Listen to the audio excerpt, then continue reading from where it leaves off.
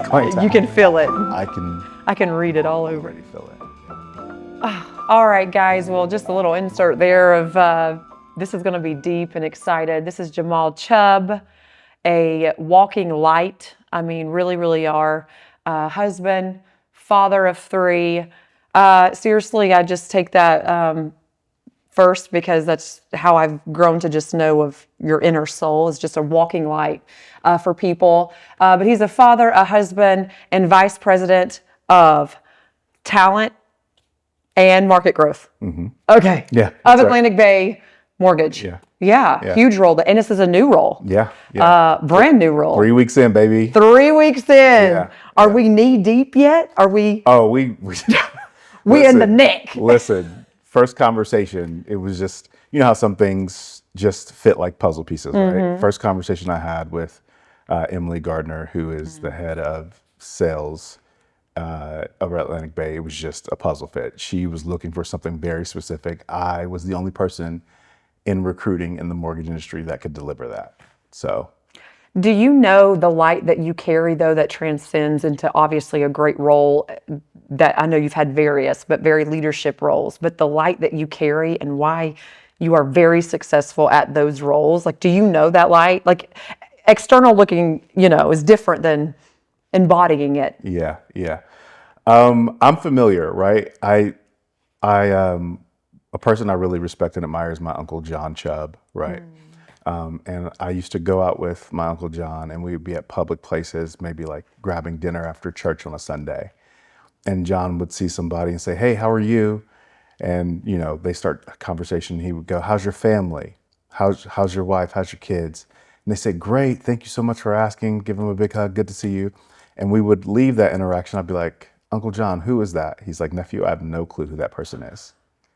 None. But what that taught me in that moment is people are lacking Intentional connection and nutrition in that way, right? Yeah. And when you ask questions that matter, you build connections that mean the most, right? And so if you want to touch somebody's life, ask a question that matters. Right. Right. Which brings me to my next thing. Geez, man, I watched a clip from this show and you were talking about how you enjoy real estate and you enjoy so many different things, but this feeds your soul. You feel like you're doing what you're supposed to be doing. I want to make sure I take the time to celebrate you for doing a thing that feeds your soul by any necessary means, right? Because life is short and there are so many other things that would like to vie for your time, and you're responsible in your marriage, you're responsible with your kids, right? And I think oftentimes we lose the fact that we're responsible for ourselves, right? And to feed ourselves and to take care of ourselves. So you launching something that is feeding you and pushing you to continue on, that's big. This is big. This is not small potatoes, right? It might feel like a small beginning, but this is a big impact, right? And if you feel it, other people are going to feel it too. Thank you. I love this for you. I'm excited for you. I'm so thankful to be here.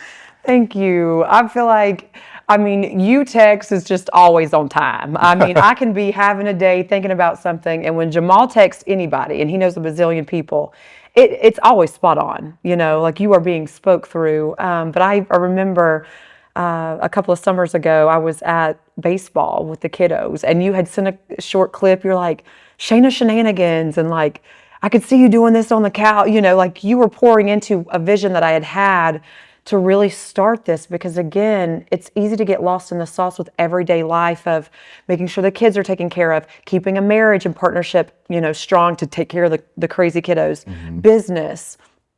And my spirit, my whole life has been talking about this.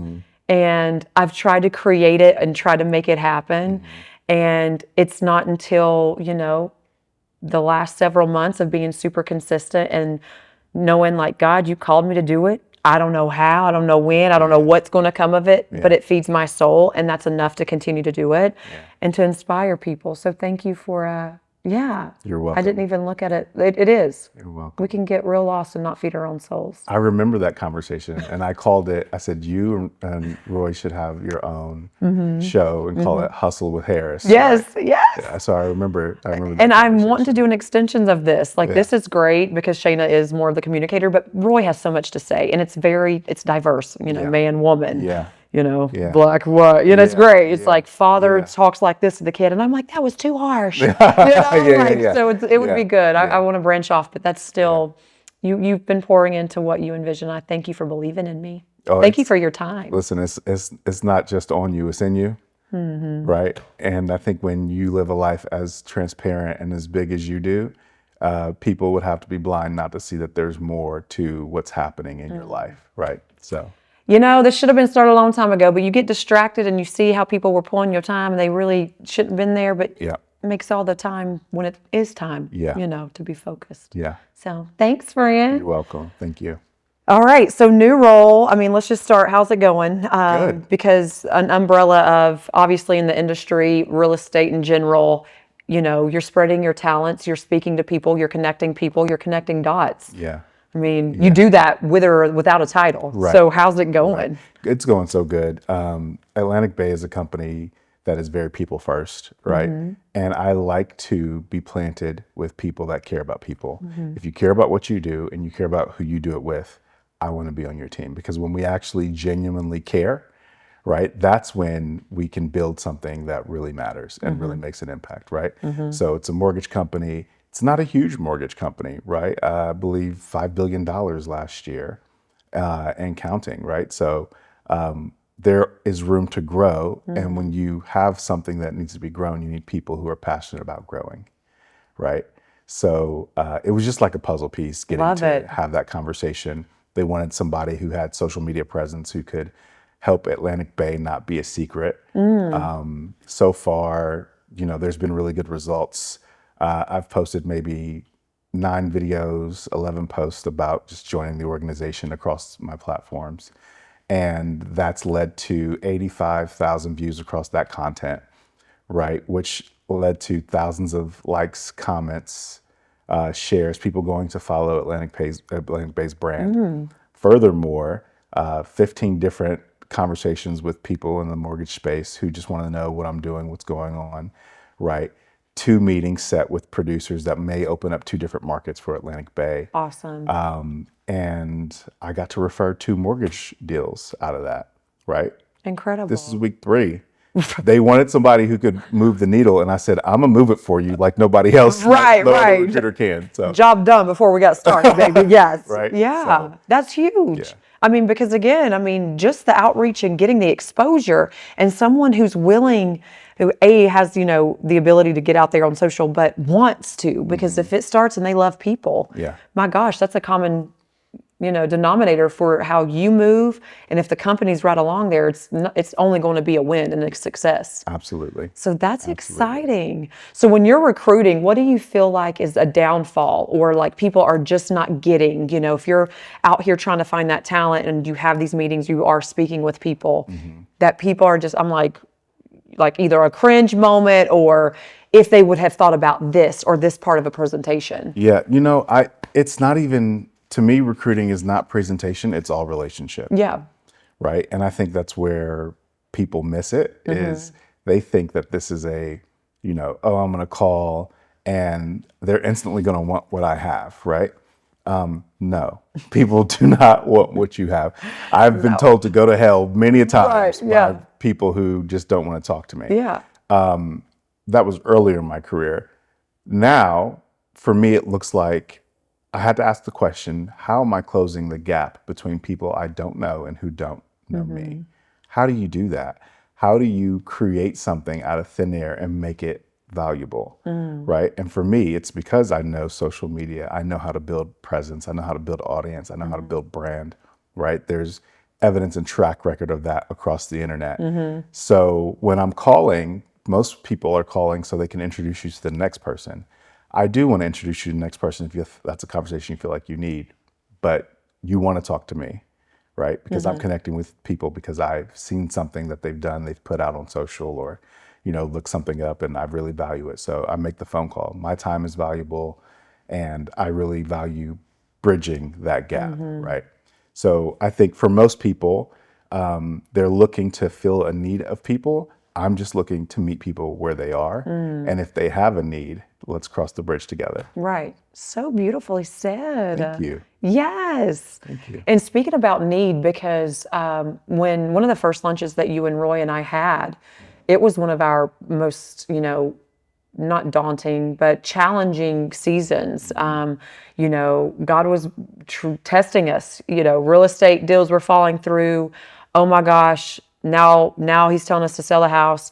Like there was so many firm switching. I mean, there was a lot going on.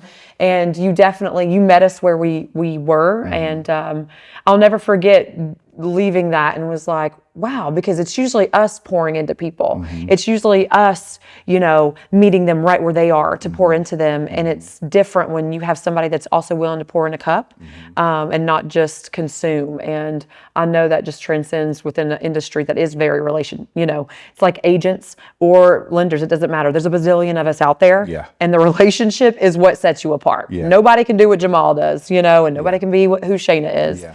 And so you're setting the stone to create this whole momentum for another company. Yeah. And that's incredible. It's exciting. So now that you're here, and of course, title of husband and father being par none, the most largest an honor for the ability to be able to have those titles. Yeah. And knowing that you just mentioned, Sierra is back at work. Yeah. And the dynamic has shifted. Yeah. Let me know, because I know a lot of stay-at-home moms, and it can be a big shift, mentally, physically, spiritually, all the running around. How are we working through that with excitement, encouragement, but getting over the challenges that it just naturally... Yeah. Well, here's the good thing. I've always listened to Sierra because she's my best friend, and she's always told me that she needs a partner. So what's happening now is not a new thing, right? Right. If we've been married this summer, it'll be 17 years. Oh my gosh. Right. And we got married when we were 20 and 21, right? So we've seen a lot. We've done a lot. We got married. We broke up for a minute, Right. got back together, death, and miracle, all the things. But this season is not really that different because I've always been a hands-on partner, right? And wanting to make sure, it brings me joy to meet her needs, right? If I can do it, right, I want to do it. It makes me very happy. So, whether that's knocking dishes out, doing homework with the kids, taking my kids out of the house and letting her stay home by herself so she can woo-saw, right? Because they love me, but they love their mama, right? Like that's the bestie for everybody, right? We all love her, right? We all want to spend time with mom. So yeah, it is a transition, but it's a good transition. That is, especially now I'm about to start. I have a crazy travel schedule this year. Atlanta, Vegas, so many things for Atlantic Bay, and the partnership is alive and well. It's just trying to figure out hey, do I need to bring in somebody who maybe could nanny for us for 3 hours a day, every day until you come home and while I wrap up work and solving the logistics matters. And filling the gap, baby. Yeah. It's across the board. We just got to fill the gap. Yeah. Yeah. And we don't have family here where we live. We don't have a community in that way. So my number one thing is I want Sierra to be able to live and breathe and be stress-free. So I want to solve those problems because her being happy and feeling confident and empowered and things running smooth, it translates into everything else in our house. So that's so beautiful. I commend you for, just being vulnerable to know that you want to take care of your wife, because it's hard. Parenting is hard. And then you're trying to mesh.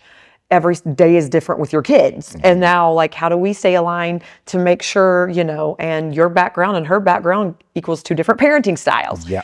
And it's a constant, but the core is love and wanting the best and knowing we may not agree or we may do it different, but we love each other so much that we'll just figure out and fill the gap and make it happen. Absolutely. Make it happen. Yeah. growing up, obviously, we know from past conversations that this wasn't a silver platter type of vibe for either one of us. Right. And how that's molded to who Jamal is now, whether it's professionally or what do I want to represent as a husband or a father or show up for myself. How do you feel like this growing up environment of yours has shaped who you are today? Yeah. To start that conversation, I got to talk about my mom. She passed away 3 years ago next month. And when I was in high school, my mother, I'll start over. When I was in high school, the city that I'm from, which is Columbus, Ohio, hardly home, always repping, but Columbus, Ohio, they decided to do a grant for all the high school students. And with that grant money, they provided jobs within the city, right? So you could be an intern and get paid for a whole summer working a city job. Incredible And it was opportunity. first come, first serve. And I was in the ninth grade, and I go and put on some clothes, and I come out, and my mom says, "Boy, what are you wearing?" What was little Jamal in? Like jeans, that t-shirt. My mom didn't let me sag my pants, but jeans, t-shirt, some Nikes. I looked a mess, I'm sure, right?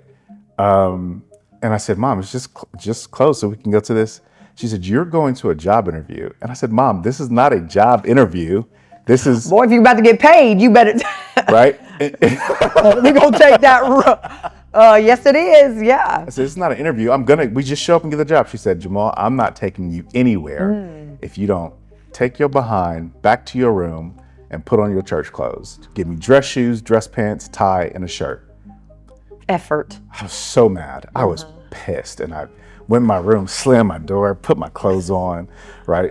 Right. Put my tie on crooked. Right. And she was already out in the car waiting for me. And instead of getting in the front, I opened the back door and slammed it and folded my arms. Now, my mom would give Mike Tyson a run for his money, right? Like she would have given Mike Tyson a run for his money. So I knew I was in dangerous territory, but she looked at me. She turned around and looked at me in the back seat, and she said, "Boy, you better get yourself together." And so I just, was mad. We drive to the place, big building, big parking lot, lots of people in the parking lot, people leaving, people coming. And I get out of the car with my tie and, stuff not really tucked in, looking wrinkled. I was pissed. And people... His church clothes, isn't it? Yeah, church clothes. Yeah. And I start hearing whispers in the parking lot. "Oh, look at him, he's dressed up. Oh, look at him, he came ready for an opportunity. So I start hearing the whispers from people. And then I tucked in my shirt, I put my tie on right, I stood up straight, right? And we're walking through the parking lot all the way to the desk, and it was the same conversation over and over. I must have heard 30 people say that to me. And when I got to the desk, the lady said, "You're the first person I've seen dressed up all day." And she says, "You look so good. You look like you came ready for an opportunity." And she's like, "The jobs we have left," she was like, "Which one do you want?" is what I'm kidding. And she goes, "Looks like you'll be working in sanitation with Parks and Rec this summer. Here you go." So I spent that whole summer outside picking up trash. But the lesson I learned from my mother in that moment was presentation matters. And my mom was always focused on the way I communicated because she knew that mattered. She was always trying to make sure that I was marketable enough to walk into a room and own the space and make a difference and set myself apart. That was always her thing, and she groomed me like this over and over again. Speak up, say that correctly, shake this person's hand. Like, this was her thing. So any opportunity that I have in business or have ever gotten and will ever get, any relationship I will ever win or ever build, is going to be because my mother taught me how to present myself well.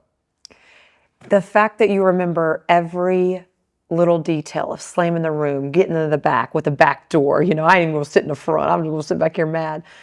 like the testament of what she poured into you that day, just for you to give it effort.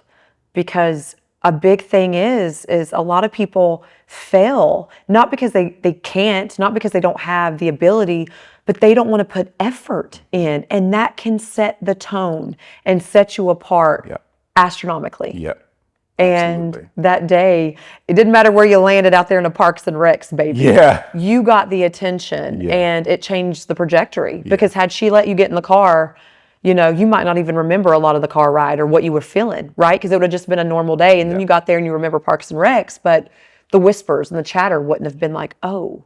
It's like Coach Prime says, you know, look good, you feel good. You feel good, you play good. You play good, they pay good. Yeah. So Yeah. it's a real thing. Yeah.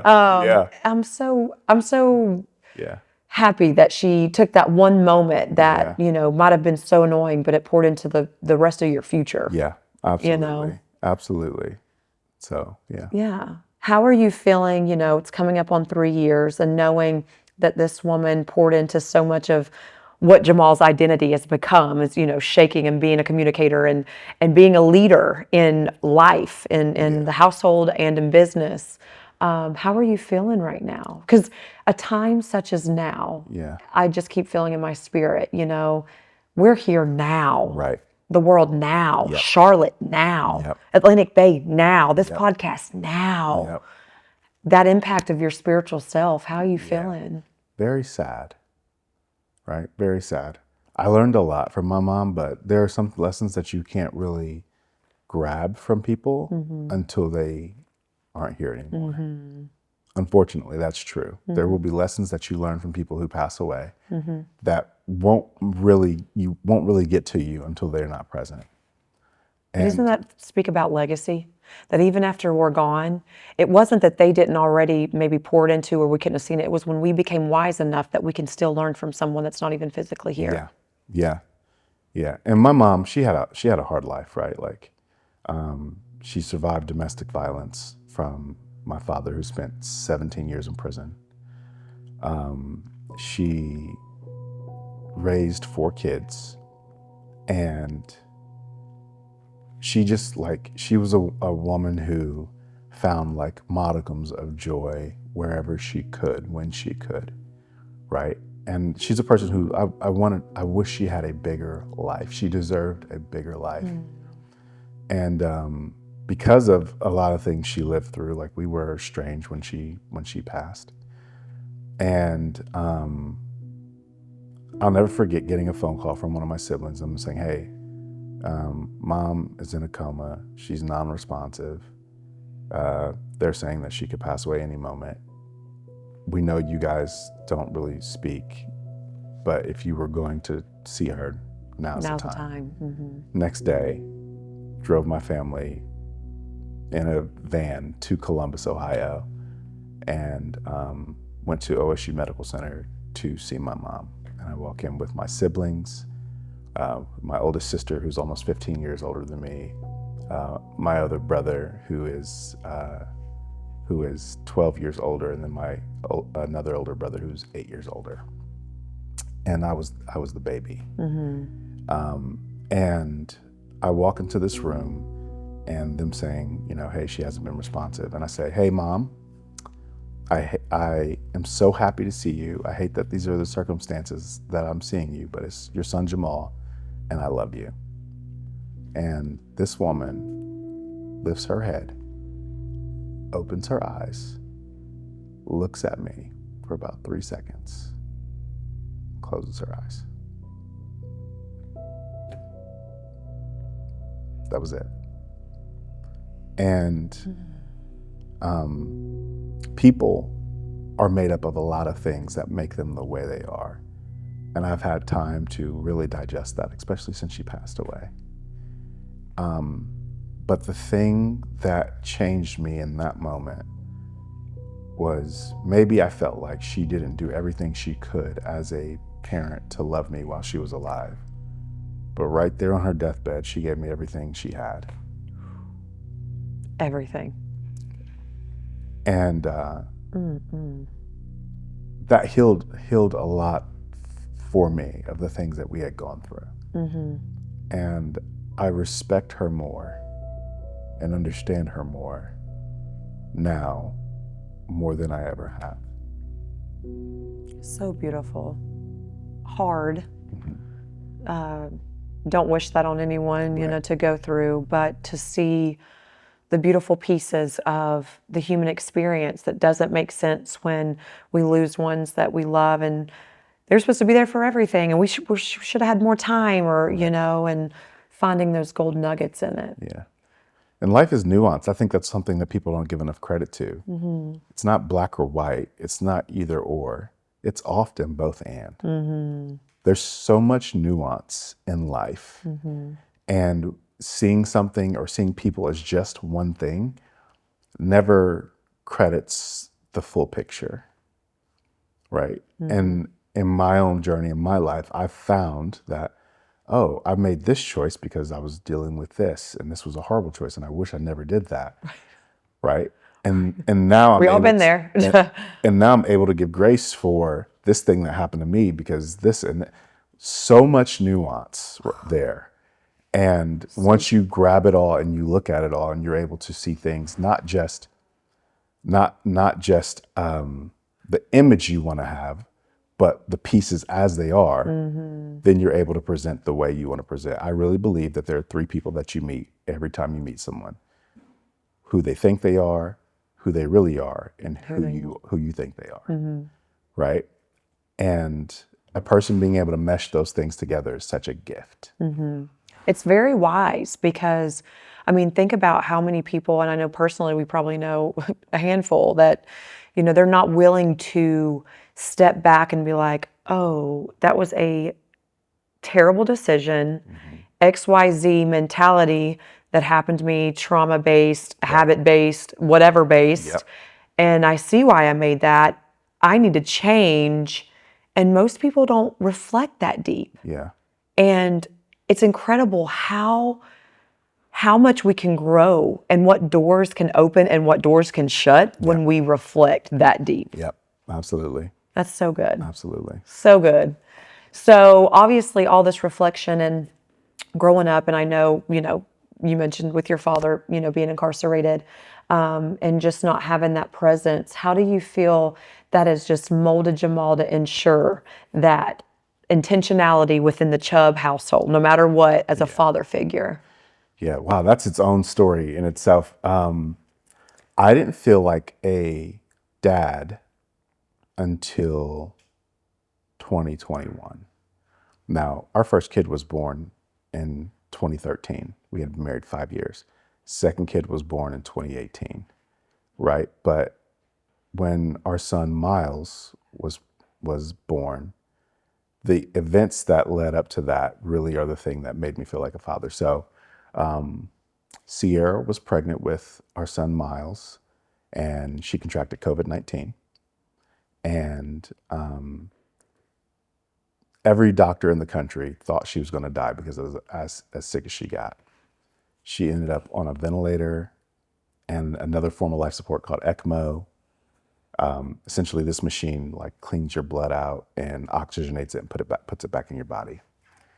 And she had given birth, and they give me Miles, and they say, "Hey, we talked to your wife, and we asked her what she would want to do if she became non-viable." And she looked at us and said, "I don't know, ask my husband." Right? And if there's anything that anybody needs to know about me, is if you say there's a 1% chance, we ride that 1%. We riding that bug out. we gonna ride it out. Right? And so, I got calls from the hospital every day. I'm sharing this on social media. This is a whole journey on TikTok that I started because I wanted people to know what was happening. I'm holding my son. I'm trying to figure out things that are happening. It's gaining media attention. Millions of views are happening because I chose to fight for my wife, right? Because one thing I would not do is give up on her. And I certainly was not going to have small children grow up and look me in my eyes and say, "Did you do everything you could to make sure our mom made it through?" Right. and me not to be able to give them the most sincere yes I've ever given in my life. Right. So we fought, Ren. And, I said this to someone recently.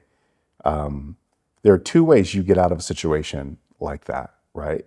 When it comes to the system and health and medical system and so on and so forth.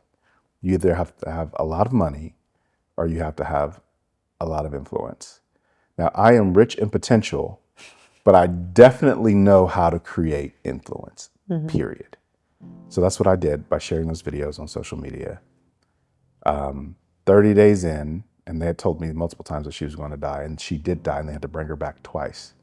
30 days in, she wakes up from her coma, and they're able to, take her off of ECMO, right? She wakes up from her coma. I go into the room, her hospital room, and she's sitting up watching Law and Order, SVU. And I go, "Hey, babe." And she waves, she goes, "Hey." And I say, "How you doing?" She's like, because she has a trachea and she can't talk, she's still hooked to a ventilator. Right. I said, "I'll be right back." And I went to her nurse, I said, "Have you seen her this morning?" And she says, "I saw her when we were washing her this morning, but she covered herself like she knew she was naked, and we hadn't seen that before. Every day prior to this, she was a person that they would have considered non-viable. You could, you could end a person's life if you felt like they were not viable." Right. But the lady said today was different. So we go in there, and I start talking to her, and I said, "Do you know where you are?" She said, "Yeah." I said, "Do you know how you got here?" She says, "No." I said, "You're in the hospital, and you got COVID, and you died. And they brought you back." And I said, "Here's a video of our daughter saying she misses you, who was 7 at the time. Right, here's our middle son, Langston, saying he misses you too. Here's a video." And I said, "Do you know who this is?" And I show her a third picture. She says, "No." And I said, "This is Miles. You gave birth to him 30 days ago. This is our new son." And she smiles so big. Now, was that the doctor, like they needed to because of her condition? Or was she able to like naturally and then everything just hit all at once where she wasn't able to remember? Yeah, no, she was planning on having a C-section anyway. Okay. But so they did end up taking him at 38 weeks, but the condition was because of the memory. Right. She had hypoxia on 100% of her brain.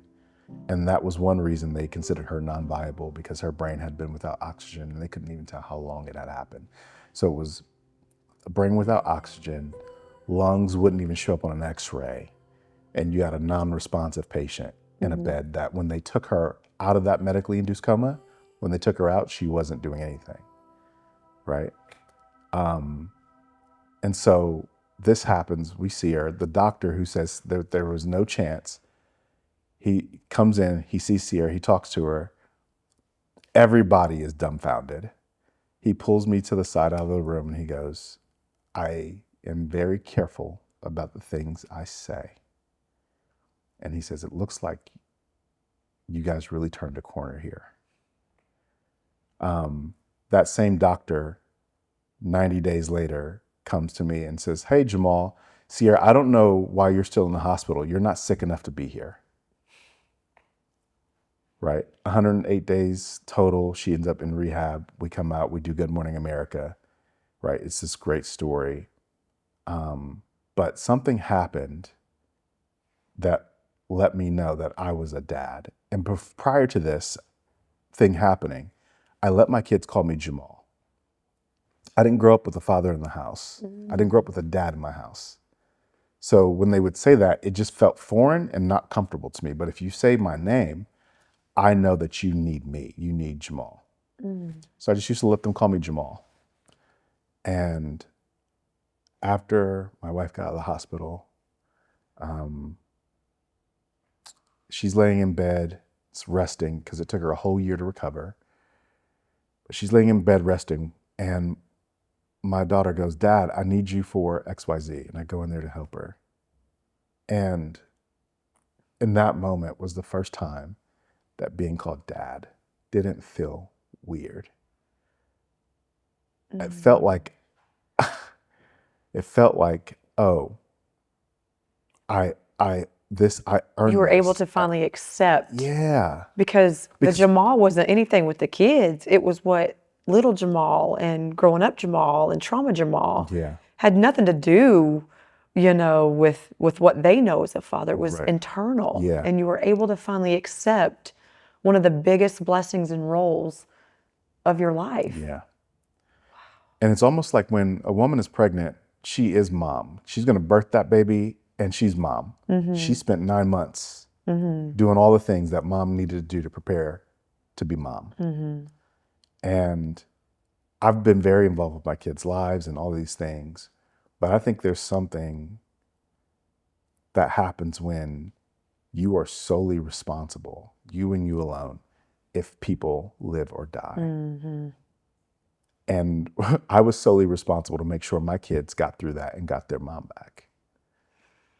And that just felt like a spiritual labor, if you will. Oh, yeah. Because there's so much in that moment that you realize you don't got control of nothing. Nothing. A few little decisions you can make, that's your will. You can do that. But as far as control in that moment, not even the doctors, And so it is a huge spiritual walk. I know when we first met, we moved, to Charlotte in 2020. And of course, you know, before when we had first met and like going back to just see a little bit of like, who's Jamal? Who are we about to meet? And seeing this video platform of you being vulnerable. Because Roy and I had moved from Asheville to Charlotte and we had videoed this vulnerable, we don't know where we're going. We don't know who's going to buy our house. Oh, it's COVID. Is it even going to sell? Where do we go when we get there? What am I going to do? I'm going to start my career completely from scratch. And was vulnerable. And I loved to see that you were so vulnerable and raw. And obviously, the impact of being a woman and a mother and seeing your wife and you standing in that moment. But to hear that, yes, that happened and it was very real, but the internal work of even accepting fatherhood, which is so separate from the real situation at hand, is how do we push through? How do we make sure my kids are, there and that she knows that she has support, especially with not having family here. Like I hate that I did not know you then because of being there to ensure that you knew you had support. And I know you know enough people that had your back, but it is important because those spiritual journey walks, when you are left stripped and it doesn't matter how much that, you think you have control. It's those moments like, crap, this is real. And COVID even added such a different layer to that, right? Because we ended up having support and being able to hire support and bring people in, and people on the internet donated to a GoFundMe, which was so generous and so kind to make sure that we got through everything. That platform's incredible. And they were very helpful across the board. So we had people come in, but COVID was such a different kind of a thing because there was a period of that time where I wasn't even allowed to see my wife unless she was going to die. I wasn't even allowed in the hospital, right? And then even people so you're at home with no known of anything because you're not there. So I'm living through it by phone every day. And, they started FaceTiming things for me and like the whole bit, right? And another layer of that is, and this is where, again, nuance comes in, right? I was the only person vaccinated in my house when she got COVID. And everybody, she wasn't able to be vaccinated because there was no official vaccination out. Like there was not one for our kids. And so that happened and I never got sick. Everybody else did in my house, but I never got sick. And the nuance to that is like there were people that don't believe in that and don't believe in vaccination and the whole thing. And there are people that do. And I was telling people, hey, get checked by your doctor and make the best decision that you can for you and your family, right? But there are people in our immediate circle that decided vaccination was not for them, right? And for me, I'm like, hey, I love you. It's fine. we're going to be friends after this, right? Like, I care about you. We're friends after this. But the doctors looked at me when they handed me this brand new baby boy and said, hey, he has no immune system. He's brand new. If he gets sick, we don't know what will happen. And so if you don't want your wife, who may get through this miraculously, to wake up to a baby who has passed away, keep this kid secluded. Say less. So I had to, and this is where I learned about how people see my boundaries and how people see themselves and how people view emotional intelligence. So I had to have conversations with people that said, hey, I love you. I care about you. You're not vaccinated, or you haven't worn a mask this whole pandemic, or you haven't I need to protect my son.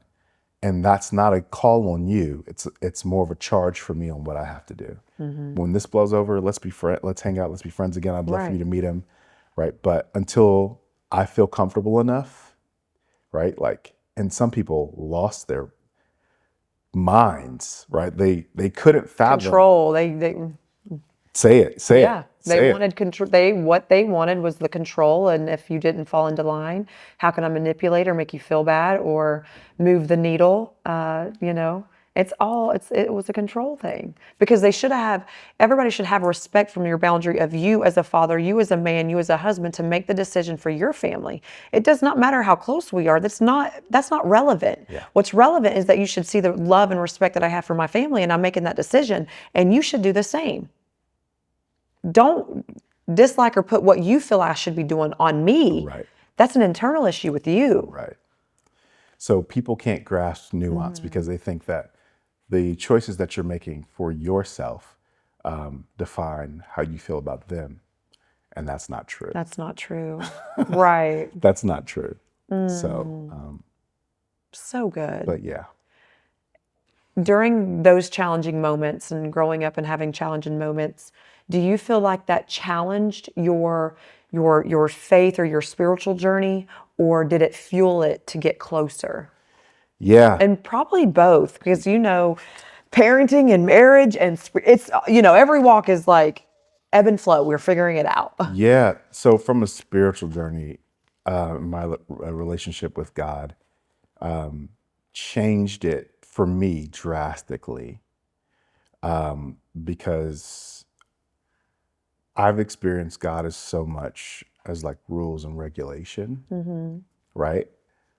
And never necessarily I was created to love and be loved. You were seeing religion with rules and regs versus a relationship, which is very funny because it's all about relationships. Yeah. Yeah. And I think, there's a lot that can be said about spirituality and religion, that says this is how you get to meet God, right? But for me, understanding that I am a dad and I am a father, right? I know that I am my kids and my kids are me. Right. Right? So it changed the dynamic that made me feel more free and confident in the way I live my life. I love that. And everybody has their own thing, whether you call it God or whether you're not a believer. I think like the commonality is we are not in control. Yep. We didn't wake ourselves up this morning. Come on. We didn't choose our gifts. Yep. We didn't choose our weaknesses. We didn't choose a whole lot of stuff that our parents embedded, and it's just naturally in our DNA because of their trauma, and how we are truly in a moment of time now trying to grow ourselves. Yep. But to do that, to plant seeds, Yep. so that they don't have to carry as much as we did. Exactly. And it's a really, because we're still trying to figure out ourselves. Yes. It's like we're not done learning ourselves. We're not done growing and learning. So how do we embed and do all the great things that we've taught, but also the responsibility of separating the negative things that was just not our choice to be passed down. Yep.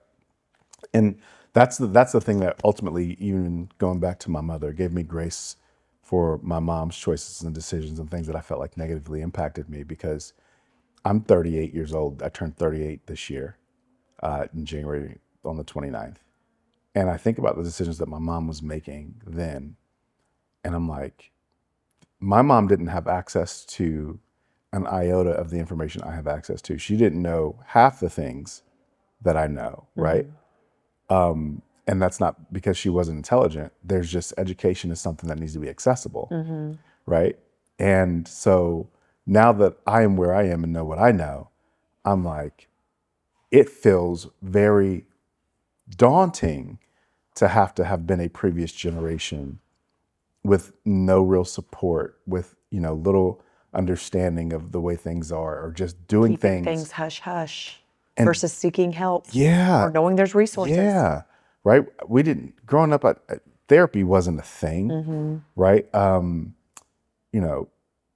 People going through postpartum depression, that wasn't women going through postpartum, that wasn't a thing. Dealing with mental health, that was not a thing. Right. Right?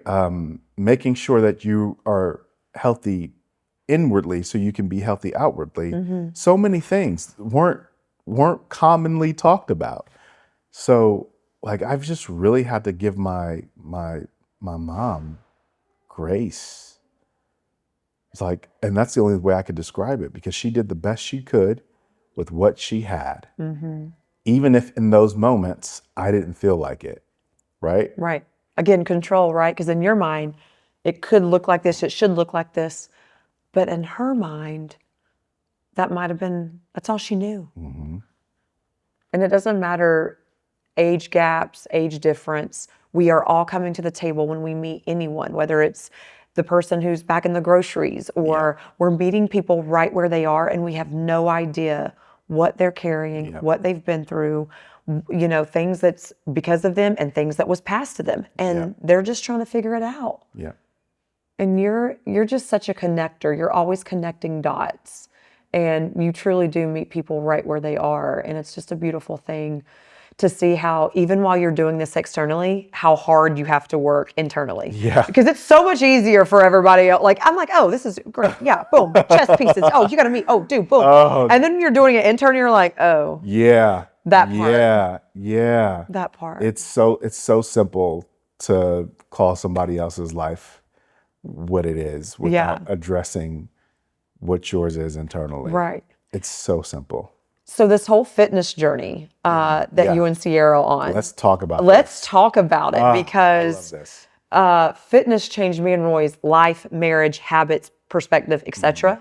And once you're getting on that track, and I love seeing like transformation, but talk about it, baby. We shredded some weight. Yeah, we have We shredded some weight. mentality issues, I'm sure. I mean, it's like, I don't want to, but we going, So for timeline's sake, my wife got sick in 2021 and on her birthday, July 24th. She goes into the hospital and gets out. What'd you say? Your birthdays are close, 24th and 29th. Yeah. Yeah. So she comes out of the hospital November of that year of 2021. Okay. She's not able to shower herself or drive or really do anything with the kids for a whole 12 months. So I'm helping her get into the shower. I'm driving the kids. I'm doing all the things that I need to do. And I'm gaining weight like a beast, right? Like I'm eating and I'm providing for, and I'm sleeping. I would go to the barbershop to get a haircut and like fall asleep in the chair because of how busy my life was and how unhealthy I was. So November 2022, the following year, 23 of March, is when my mom passes away. So it's just more emotional build. In 2024, Sierra and I decided that we were going to sell the house that we had bought when we moved to the Carolinas in 2016.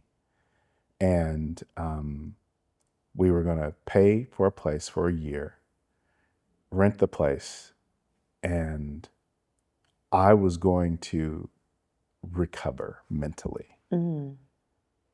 I'm not worried about bills. We paid up every single bill that we had as far as we could. You know, we put like grocery money, like on gift card, like grocery. I needed to recover.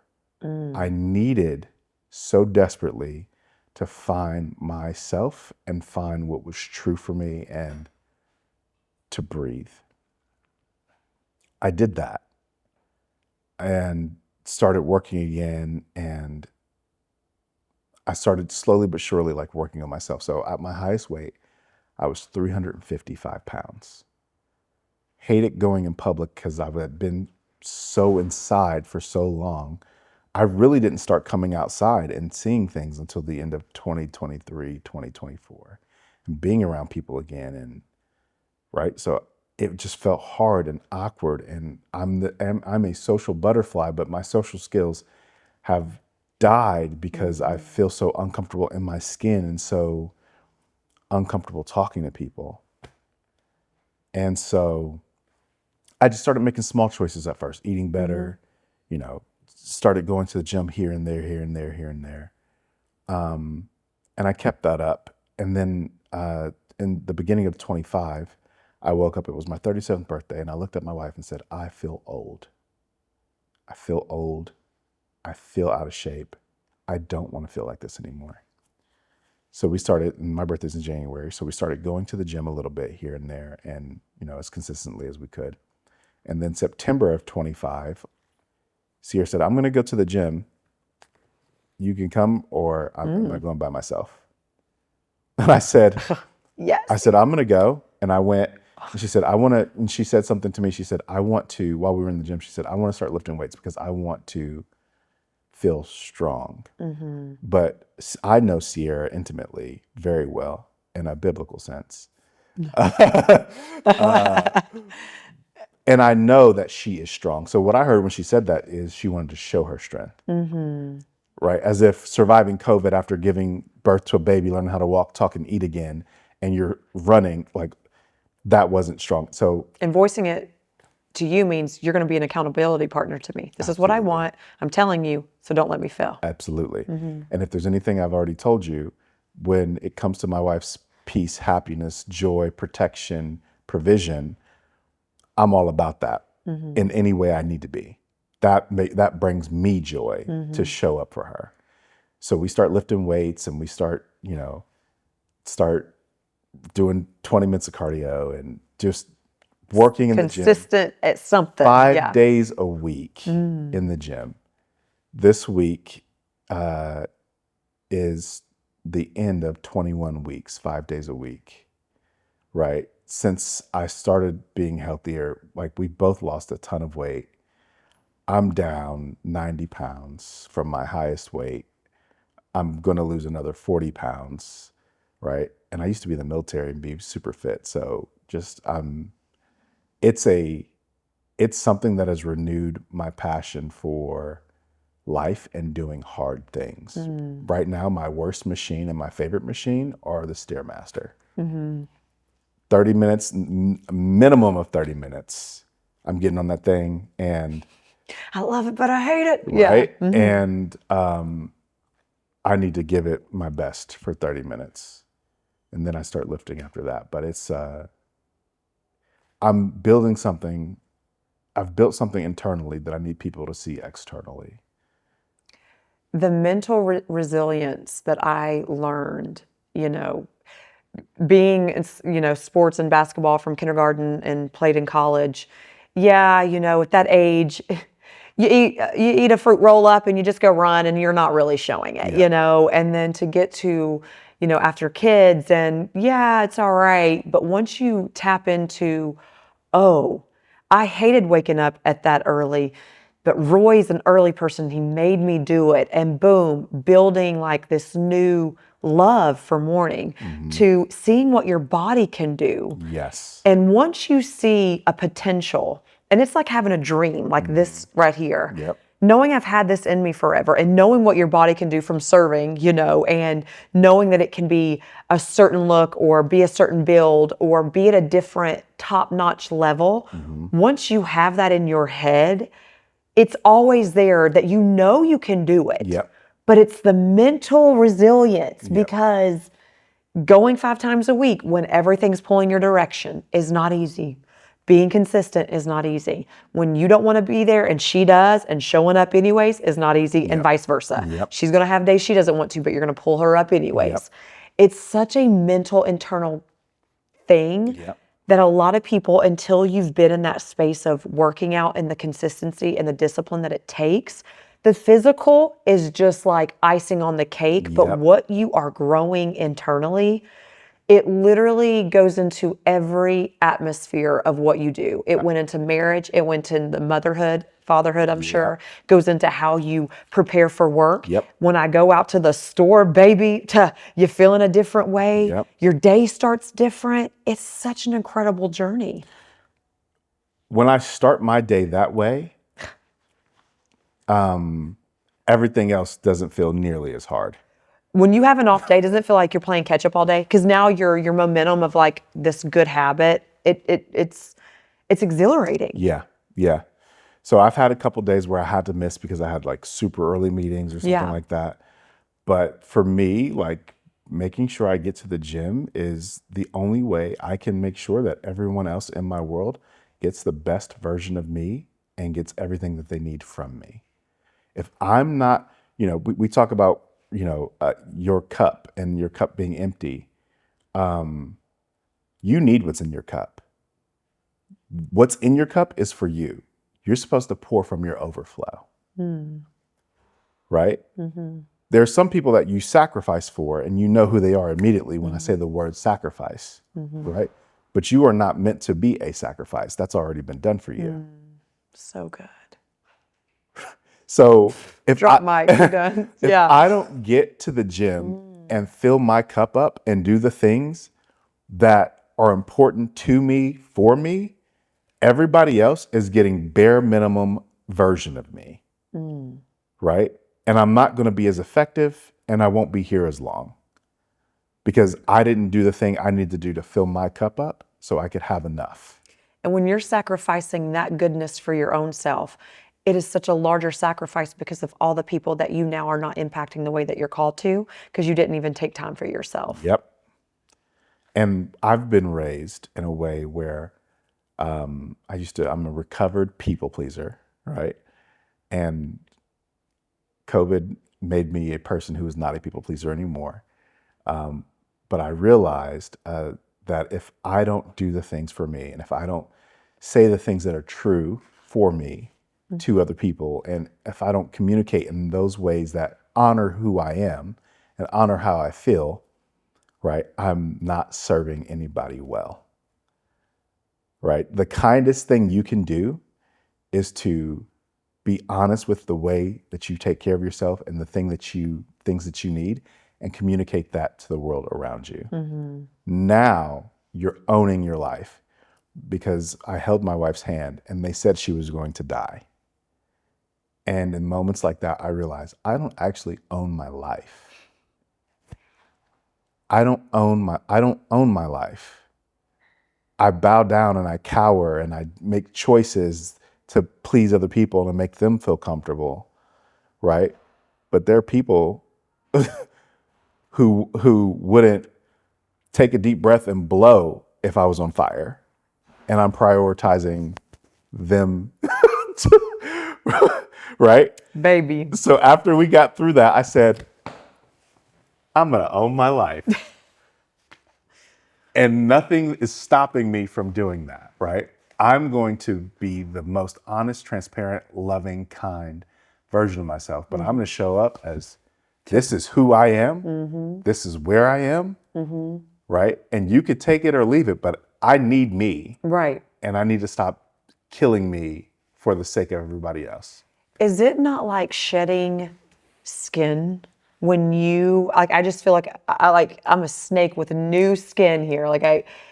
When you realize that so much of what you did was to please other people, and it sacrificed your time, your resources, your energy, and they never had the same motivations as you. And the response, because it's like, until you reach that point of realizing it, you just keep pleasing. But when you finally wake up Oh, baby, Yeah. throw off the old Yeah. skin, Yeah. baby. I'm a brand new person. Yeah. I ain't going back. Yep. I will never get that way ever again. Yep. It's so eye-opening. Yes. And it makes us a better person. Not that we can't please people. It's called serving people. Mm-hmm. We can serve people. But my purpose here is not just to please you because you want to hear. Mm-hmm. It's not for you to just come see me because you want to come see me and Right. you're not vaccinated, but I have my child, Right, right, that I'm right, trying to protect. right. This is not a pleasing situation. This is a mutual respect of where I'm at. Right. And so Perspective shift. It will change your life. And so for me, I am a servant of people, but they are not my master. Right. And I have even stopped building relationships with people who I text them to check on them, or I text them, they don't text me back. Right.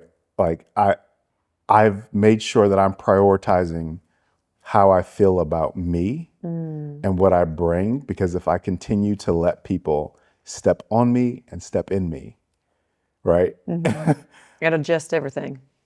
Get that toxicity off me. Gotta be done. Gotta be done. So I'm connecting with people who are visionaries, who have a heart for people, who have a heart to be in relationship with people, who value my time and my intention as I value their time and their intention.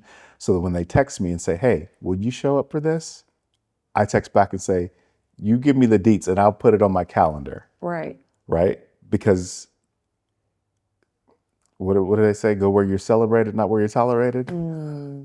I celebrate you. I'm thankful that I got to be here. I get to be here and have this conversation and bask in your vision of what is happening in your life. Because I'm sitting here because you had a heart and a vision, right?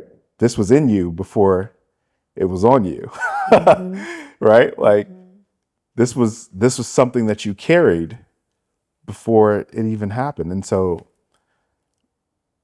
I bring that back full circle just because no matter where this goes and no matter what happens, right? Like you are doing something that prioritizes what is filling your heart and your soul.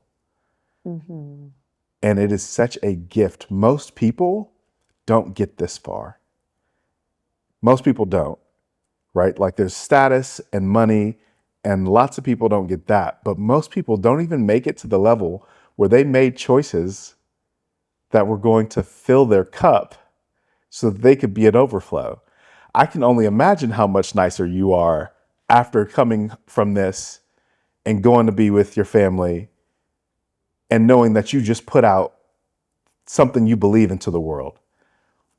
Your cup is full. I'm on high every time, usually it's like 3 to 5 episodes back to back to back. Yeah. And the first time that I did that, it was with John Costello, and he was like, are you done yet? Like, how are you? And I'm like, I'm exhilarated. I'm still going. Who's next? Yeah. And nobody else is coming for the day, I really am just so, because I learned so much, and to be, people, and want to pull out their gold and what they've been through, and to see them flourishing and know that, hey, I'm rooting for you.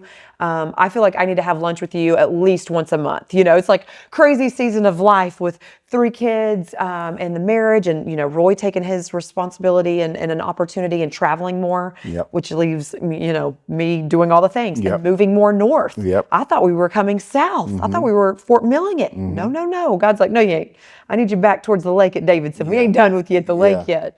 But every time that I'm here in these moments with genuine people who are on the same mission, it's not a people pleaser, it's a servant heart. It's like, wow, I've got to do more of this. I need to see more of you, because we are on a wavelength of growth, of servant, of filling our cup so that we can have overflow. Because how much have we tried to serve with that empty cup? We can do it, but it's not potential. It's not our fullness. It's you getting, I ain't even got it. So what am I giving you, And if we've pushed through that to be wiser now, that these moments of pouring into ourselves this is for a vision that's beyond Shana. Yep. You know, I get to be a part of a beautiful thing, but this is not for Shana. I'm sacrificing, right? But this is for the people. Yeah. This is what you've went through and who you're going to impact through that camera. Like, I get to be a part of that. Yeah. You gave me the communicative ability. And that's something too, while you were speaking to close us out, is, you know, I was having a discouraged day one day, and, you know, like, all these factors, like, I don't have a famous husband and I'm starting a podcast. I don't have, I wasn't handed a silver platter with resources and opportunities. Right. It's been a fight my whole life. Right. And Red, who I had interviewed, he was like, do you know you're walking in the ability to do? Do you know how powerful the ability that you have? You're trying, like, all these external things and things that you don't have control over, but you're walking into the ability of, you're able to drive, you have the resources, you've met a connect, you have people, you have the ability to talk, you have the ability to give your energy out. Don't look past the ability of what Jamal has. Just the ability is a blessing that we can overturn as so minuscule, as though it's just normal for the ability. Baby, what you're doing is not normal. Who you are is not normal. What you've came through ain't normal. For us to stand here and still want to deal with people after the people we've had to deal with, it ain't normal. There is more in us that is from us than what we could create. And I love the content because it's always so relatable, and I want to get to this too. Do you feel like humor and keeping, like, this whole relatable content is something that you've used to cope with all these challenges of childhood, and of course with Sierra and figuring out, oh, I can be called dad, you know? Do you feel like humor and keeping these relatable clips that are, you know? Because baby girl, honey, listen, when y'all I love the relatableness. It's just so great. But I just feel like humor is just another outlet for people to connect with you. Do you feel like it just comes natural? It's one of those things where, for me, I'm just like sharing things that are funny in our everyday family life. We just share funny things that happen to us in real time. I love it. And to me, doing social media and talking about our family just feels like a celebration of life. Right? People are like, hey, oh, this person passed away. Let's go celebrate their life. No, we're doing that while right they're, every day. If we went on a Valentine's Day date at a lovely restaurant and we're taking pictures and we're doing this is a celebration. This is a celebration. This is not like I understand that people may see their life in one way because of the things that they are walking through and dealing with. But anytime you get to make choices that are a get to and not have to, it is a celebration. You should be celebrating. So I adore you so much.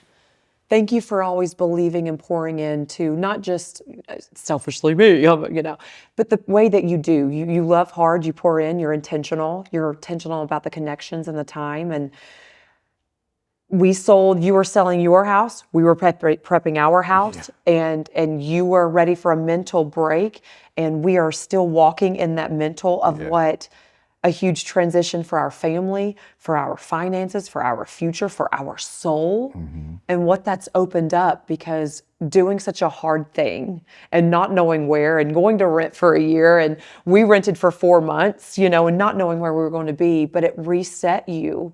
And just all these opportunities, and you're flourishing, and you're still able to go to the gym because now you figured that part out. I'm so proud of you. Thank you. Know that I am in the corner to pour when it's empty and when it's overflowed. And I've always said that, but I'm like, can we get the families together? Everybody's so busy, but I just feel like I want to do more events, even at, wherever.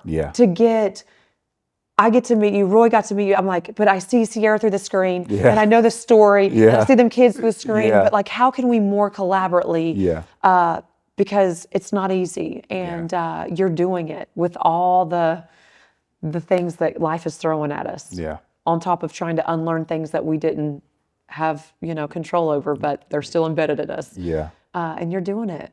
And you even wore the purple socks. I just spent the purple socks, honey. Do you see the brand colors coming through?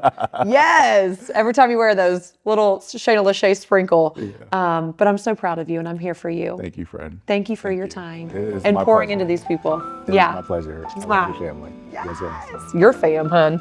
This is family. Thank you. You're incredible.